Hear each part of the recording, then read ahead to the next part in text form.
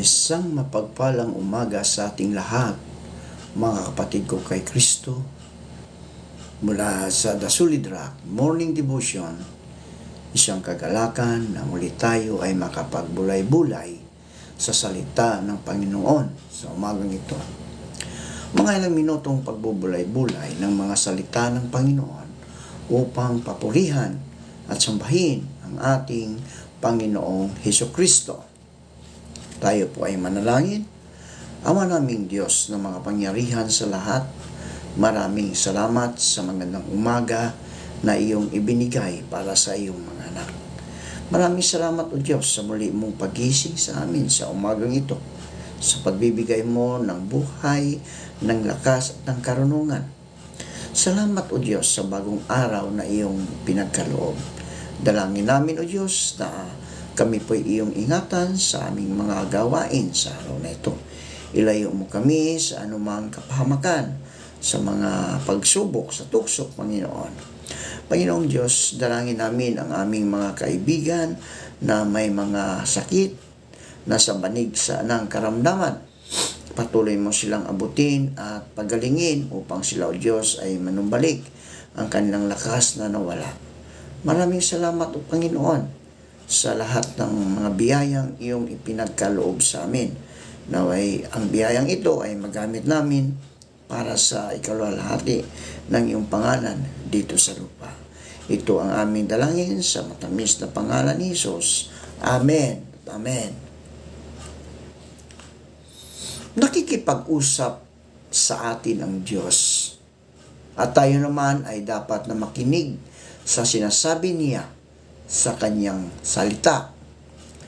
Bukod doon, gusto niya ring maging tugon natin dito ay makipag-usap din naman tayo sa kanya.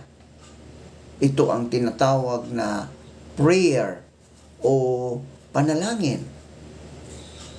Para sa iyo, kaibigan, ano ang prayer or praying? Prayer is an offering of desires unto God for things agreeable to His will. In the name of Christ, with confession of our sins and thankful acknowledgement of His mercies. Ang prayer ay ang intentional na pakikipag-usap sa Diyos. Dahil ito ang inuutos ng Diyos, ano ang gusto ng Diyos para sa kanyang mga anak? Ayon sa Colosas 4:2, devote yourselves to prayer, being watchful and thankful. Sa 1 Thessalonica 5:17, palagi kayong manalangin at magpasalamat sa Diyos sa lahat ng pagkakataon, sapagkat ito ang kalooban ng Diyos para sa inyo, sa inyong pakikipag-isa kay Kristo Jesus. Huwag na ninyong hadlangan ng Espiritu Santo. Huwag na ninyong baliwalain ang anumang pahayag mula sa Diyos.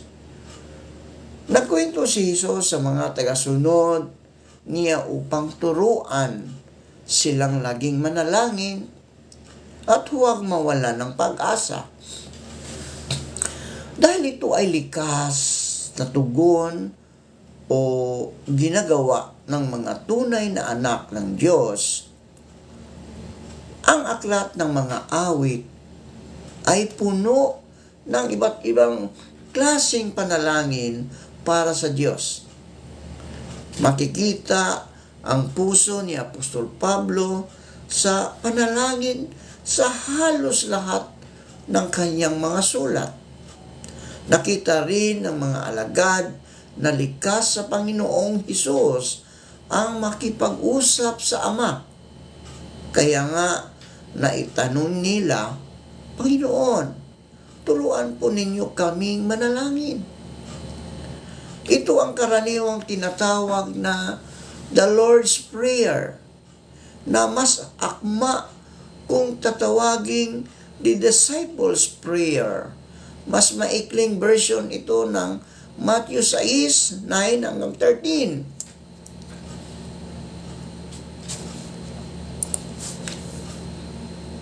Paano ang pagtawag sa Diyos na Ama ay nagpapakita ng authority at intimacy?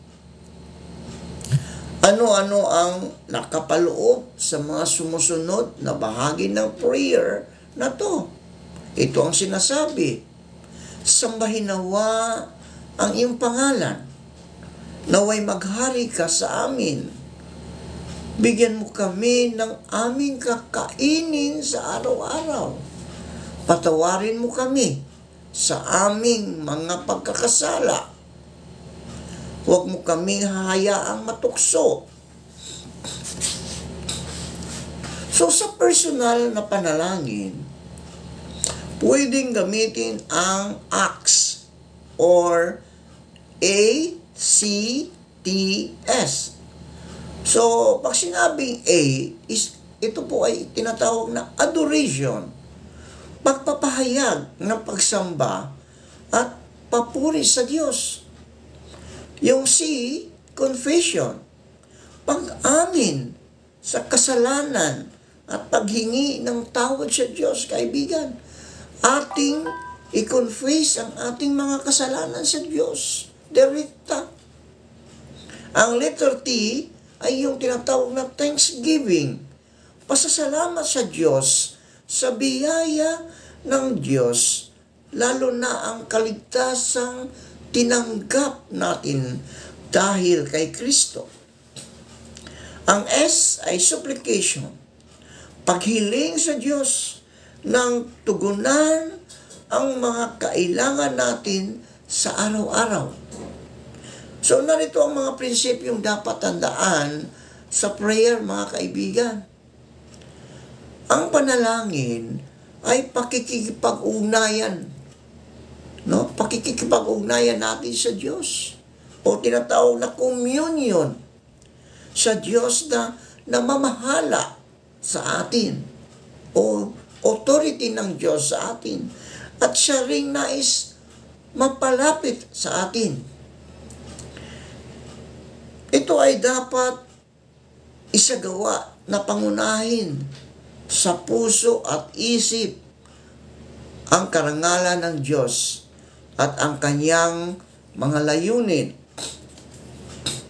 Ito ay nagpapahayag ng ating pagdepende sa Diyos at pagtitiwala na natutugunan niya ang lahat ng ating pangangailangan at iingatan tayo sa lahat ng mga masasama. Ito ay dapat isagawa ng may kabanalan ng loob na kinikilala ang pangangailangan natin at pagpapatawad at biyaya niya. Ano ang dapat ng kwentong ito ni Jesus o parabol kung paano tayo dapat lumapit sa Diyos sa panalangin? Sinabi niya sa sarili, sino sa inyo ang may kaibigan at pupuntahan siya sa hating gabi? At sasabihin sa kanya, kaibigan, pahiramin mo ako ng 3 tinapay. Ito ay sapagkat siya ay kaibigan ko, na sa kanyang paglalakbay ay dumating sa akin. Wala akong maiahain sa kanya. Siya na nasa loob ay sasagot at sasabihin, huwag mo akong gambalain, kaibigan. Nakapinid na ang mga pinto at kami ng aking mga anak ay natutulog na. Hindi na ako makakabangon upang magbigay sa iyo. Sinasabi ko sa inyo, bagamat siya ay babangon at magbibigay sa kanya dahil siya ay kaibigan niya. Siya ay babangon at ibibigay sa kanya ang anumang kailangan niya. Ito ay dahil sa kanyang pamimilit. Ano ang pangako ng Diyos, kaibigan, tuwing tayo'y manalangin? Ano ang mga pangako ng Diyos tuwing tayo'y manalangin? Ayon sa Lucas 11:9 hanggang 10, kaya't sinasabi ko sa inyo, kaya't sinasabi ko sa inyo, humingi kayo at kayo'y bibigyan. Humingi kayo at kayo'y bibigyan. Humanap kayo at kayo'y makakatagpo. Kumatok kayo at kayo'y pagbubuksan. Sapagkat ang bawat humihingi ay tatanggap at ang bawat humahanap ay makakatagbo at ang bawat kumakatok ay pagbubuksan. So, ibig sabihin ba nito, mga kaibigan, na ibibigay ng Diyos sa atin ang lahat ng gusto natin? Ayon sa James 4:2 hanggang 3, at saka sa 1 Juan 5:14, paano to nagtuturo sa atin para mas maintindihan natin ang pangako at layunin ng Diyos sa panalangin? Sabi sa James, kayo'y nangag-iimbot at kayo'y wala, kayo'y nagsisipatay at kayo'y nangaiinggit at hindi maaaring kamtan. Kayo'y nangakikipag-away at nangakikipag-baka. Kayo'y wala sapagkat hindi kayo nagsisihingi.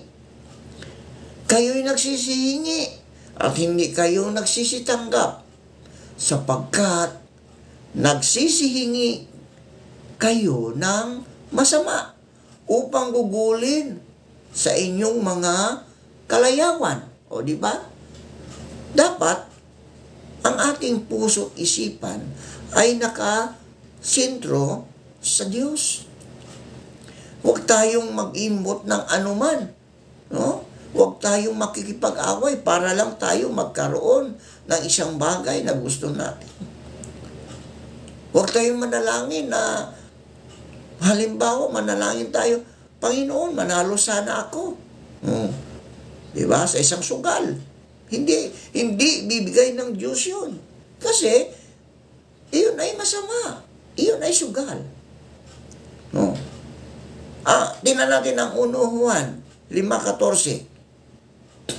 May lakas loob tayong lumapit sa Kanya dahil alam nating ibibigay niya ang anumang hingi natin. Tingnan natin.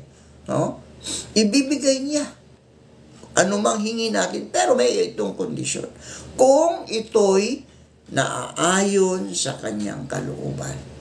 Halimbawa, humingi tayo ng kagalingan, ibibigay ng Diyos sa atin. Kung tayo may mga karamdaman, ibibigay ng Diyos sa atin kasi kalooban ng Diyos na tayo'y gumaling.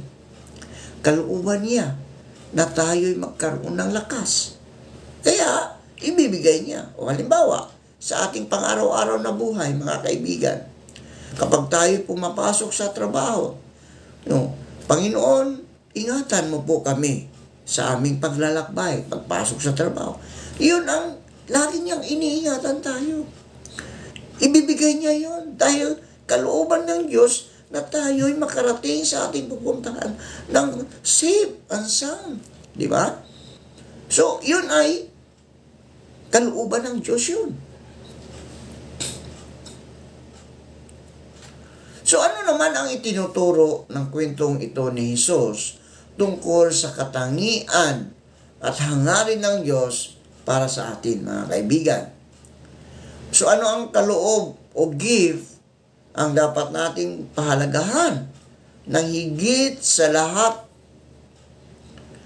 Oh, sabi sa Lucas, kayong mga ama, o tingnan natin ha, kayong mga ama, bibigyan ba ninyo ng ahas ang inyong anak kung ito'y humihingi ng isda? Di ba? Hindi naman. O bibigyan ba ninyo siya ng alakdan kung siya humingi ng itlog? Di ba dito sa Lucas na ito, ang mga masasama nga, no? Ang mga masasama nga, no, na hindi masyadong nagmamahal sa kanyang pamilya, kapag ang kanilang anak, o anak nila, humihingi ng pagkain, hindi ba natin bibigyan? Di ba? Hindi ba natin bibigyan? Kayo ngang mga masasama ay marunong magbigay ng mabubuting kaloob sa inyong mga anak. Ang Diyos pa kaya? Lalo na ang inyong Ama na nasa langit, ang ating Diyos na nasa langit, na magbibigay ng Espiritu Santo sa mga humihingi sa Kanya. So mga kaibigan, makikita natin sa talatang ito, sa parable na ito, na tayong mga ama, tayong mga magulang, kapag ang ating mga anak ay may mga pangangailangan sa kanilang pag-aaral, no? Sa kanilang mga ginagawa, kapag sila ay humihingi ng tulong, mga kaibigan, hindi natin sila mahindihan, di ba? Kasi mga anak natin siya, mahal natin ang ating mga anak. Diba? So, ang ating Diyos, ang ating Amang nasa langit, kapag tayo'y nakikipag-usap sa Kanya sa pamagitan ng ating mga pananalangin, humingi tayo ng gabay, tulong, siya ay nagbibigay sa atin. Kung humihingi nga tayo ng mga financial na pangangailangan, ipagkakaloob niya yun. Hindi nga lang siya mismo mag-abot sa inyo, kaibigan, ha? Meron siyang taong gagamitin upang masolusyonan ang ating mga problema. Oh, masolusyonan ang ating mga... Kaya, kailangan lang natin na tayo'y may pusong galak na makipag-usap sa Diyos, makipag-ugnayan sa Kanya. So, ano naman ang tugon ng Diyos sa atin? So, tingnan natin ang Kanyang mga salita. Ang Biblia, basahin natin ito upang ito ay ating malaman kung ano ang kanyang tugon sa atin. Meron lang kasi tatlong sagot ng ating Panginoon dito, kaibigan. Kapag tayo humihingi ayon sa ating mga panalangin, iyon tinatawag na mag-antay. Diba? Mag-antay lang, anak. O diba, tayo din kapag humingi ang ating anak na medyo malaki, sabihin lang natin, nak, mag-antay ka lang. Hanap muna tayo ng pera. Mag-antay. Ang Diyos din ganun. Tinitingnan ng Diyos kung ano ang kalooban ng ating puso. Ano ang laman ng ating puso. Ito ba ay nakakasama sa ating spiritual na buhay, ang ating hinihingi. Tulad ng halimbawa, himingi ka ng sasakyan. Sabi ng Panginoon, maghintay ka lang, anak. Baka ito ay hindi makakaayos sa iyong buhay. Baka ito ay magdala sa iyo ng kapahamakan. O, di ba? So, ganun ang mga katugunan minsan ng Panginoon. Or, wag o no. Yung no. Bakit no? Kasi, hindi kalooban ng Diyos na bibigyan ka ng bagay na hindi naayon sa kanyang kalooban. Dahil ito ay maaaring nakakasama sa iyong spiritual na buhay o nakakasama sa iyong physical. Nakakasira ng iyong physical na buhay, nung nakakasira ng iyong pamilya. Or, yes. So, yung tugon ng yes, ibig sabihin, kalooban ng Diyos na pagbigyan ka ng iyong mga kahilingan. Okay? Kapag ang ating puso ay galak at naayon sa kalooban ng Diyos, ito'y kanyang ibibigay, pagkakaloob sa Kanya na sa atin ang ating mga pangangailangan. Pero ang mga kailangan lang natin na simpleng bagay, yung mga pag-iingat niya sa atin habang tayo ay nasa ating mga trabaho, pagbibigay sa atin ng karunungan, no? Ipagkakaloob niya right on that day. Kasi kailangan natin yun yung pag-iingat niya. Kaya kailangan natin na tayo bago umalis sa bahay, o bago tayo sumakay sa ating mga sasakyan, manalangin tayo, kaibigan, na tayo ingatan ng Diyos sa ating pagdadrive, sa pagbabiyahe natin. Ilayo niya tayo sa anumang kapapangamakan.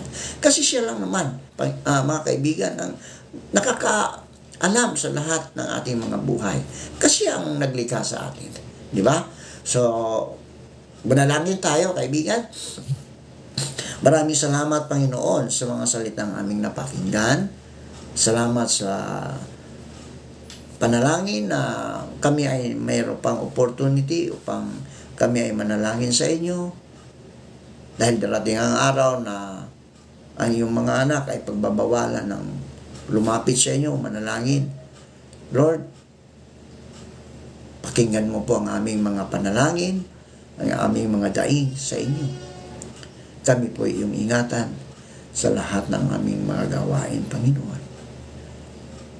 Dalangin din namin, O Diyos, na ang mga nakikinig ngayon na may dinadalang karamdaman, Panginoon, may sakit, abutin mo sila, O Diyos, pagalingin mo ang kanilang karamdaman.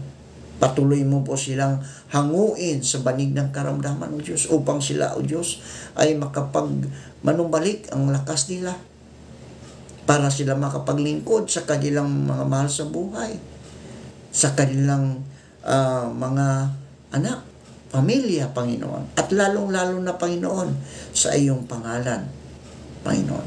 Na sila, O Diyos, ay magkaroon ng patutuo na ang kapangyarihan mo, O Diyos, ang siyang nagpapagaling sa kanila, Panginoon. Gayon din po, Panginoon, dalangin namin ang mga nawawala ng mga mahal sa buhay, na sila iyong aliwin upang sila, Panginoon, ay magkaroon ng lakas para hindi sila bumagsak sa kanilang mga buhay, Panginoon. Tulungan mo silang makabangon. Panginoong Diyos, Ikaw ang aming Panginoon na patuloy naming sinasandalan, patuloy naming hinihingian. Hinihingian ka namin, Panginoon, ng pag-iingat sa lahat ng aming mga ginagawa. Hinihingian ka namin, Panginoon, ng karunungan sa lahat ng aming mga ginagawa, O Diyos. Kaya, Panginoon, salamat sa patuloy mong pagmamahal sa amin na walang hanggan. Naway kami, O Diyos, ay makasunod sa iyong kalooban ayon sa iyong kagustuhan, Panginoon. Pagpalain mo po, Panginoon, ang lahat ng nakikinig sa umagang ito. Ingatan mo sila at ilayo mo sa anumang kapahamakan, maging ang kanilang mga mahal sa buhay. Maraming salamat sa pangalan ni Jesu Kristo na aming Diyos at tagapagligtas. Amen at amen.